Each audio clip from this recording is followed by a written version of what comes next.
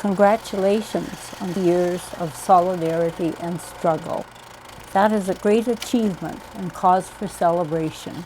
This convention, members will have the opportunity to reflect on recorded history. We will then better understand the broad context from which we came.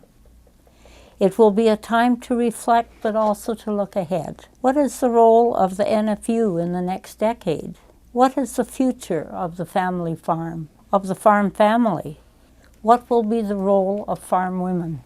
Going back to 1968 at Camp Goldeye, Alberta, where delegates from existing provincial unions thrashed out the Constitution for the NFU, there was a heated debate related to women's positions. Some felt that there should be even man-women representation on every board from local to national level. Others said elections should be thrown wide open and women should fight for the position if they wanted it and if they felt qualified for the office.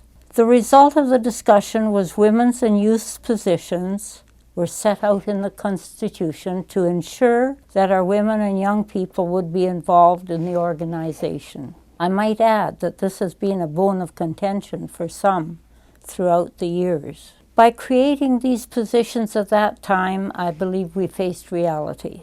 We gave farm women the right to participate, to learn through experience, and the opportunity for equal status. There were special efforts aimed at getting women to participate in an activity and accept responsibility. Not always an easy task. In those first years of helping to organize locals and attending many, many meetings, it was usual to find only men present, with one or two women in the kitchen busy making coffee and preparing lunch. They were hesitant to participate in the meeting. When the men were asked why they didn't bring their wives, they had various excuses. But mostly it was, I hadn't thought of it. Remember, over 40 years ago, most tractors didn't have radios. Therefore, who was listening to the house radio for up-to-date information, farm news or prices? The woman was. She was informed. She was knowledgeable, but she was not at the farm meetings. I am fairly certain that in many areas of the NFU, locals would not have had women involvement except for our Constitution and a lot of work to break through tradition and barriers of the past.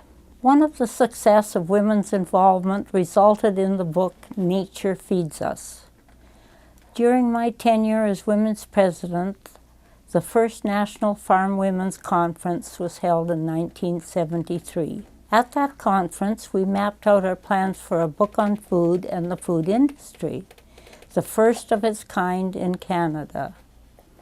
The book was to deal with all aspects of food production, from farm field to the store shelf.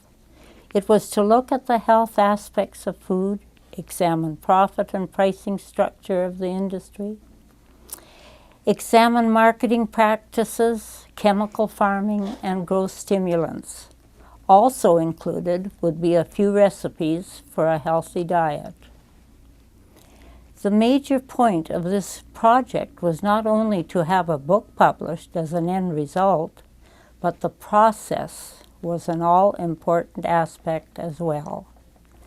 The success of the book resulted on grassroots involvement, that women at the local level take responsibility and make the initial contacts. It was to be a learning process through research spearheaded by women at the local level. However, the whole family was to be involved. Book committees were formed at the local level and were responsible for undertaking specific topics related to the broad area the book would look at. The Women's Advisory Committee member coordinated the activities of the district women's director within her region. Information was funneled back to NFU office, where there was an NFU literary committee appointed to go through the mounds of material and put it all together.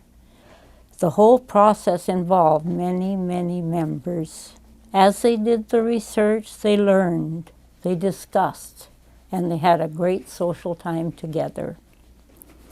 The result was the book, Nature Feeds Us. By the way, the title was selected from numerous entries in a contest to name the book.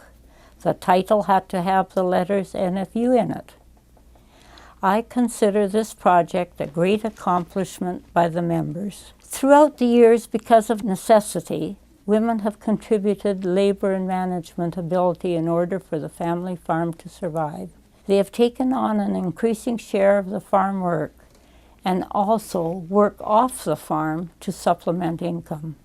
I know that in the NFU we need more women with conviction and courage. It is the job of women to voice our strengths and move forward together.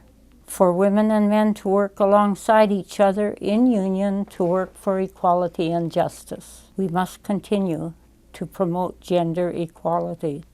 At this meeting, one should assess not only our organization, but what we see about us. What is the future of the family farm and the role the NFU should play? People more and more are not knowledgeable about where their food comes from. Urban dwellers are 1 or 2 generations removed from the farm, so it's becoming challenging for a farm organization to get the message out. Thank you for your attention. Have a great convention and continue the struggle. Bye for now.